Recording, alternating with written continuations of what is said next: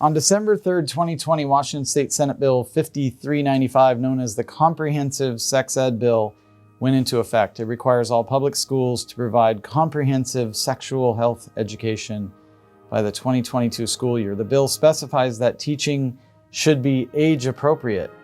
But who decides what's age appropriate for my kids and for your kids? The government? Maybe those on the left? The creepy groomers?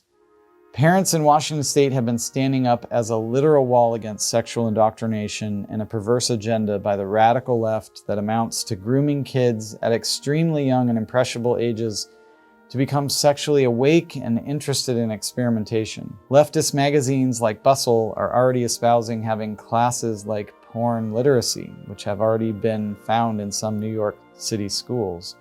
Woke companies like Disney have been exposed for their radical sexual indoctrination and their, quote, not so secret gay agenda, unquote.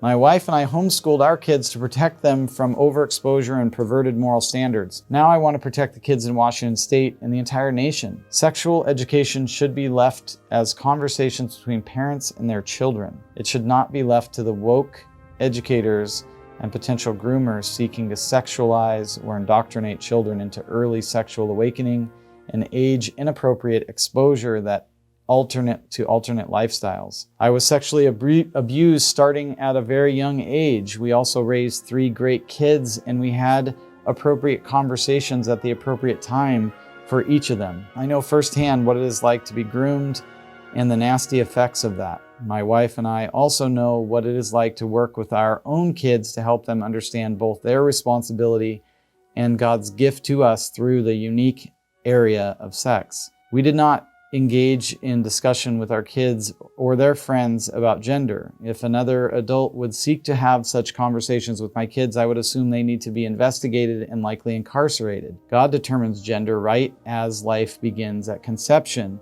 That selection is quite obvious when a baby is born. It is frustrating to me that we are distracting our kids from the real things they could be learning, and we are ignoring the progress that we could be making as a country while we invest time talking about things that are about as relevant as a flat earth. I believe the Department of Education should be eradicated and the power to elect school board members and curriculum left to the parents of the children who hold the ultimate authority over the children. However, until this is done, I will support refusing all federal assistance to schools that promote sexual education and CRT.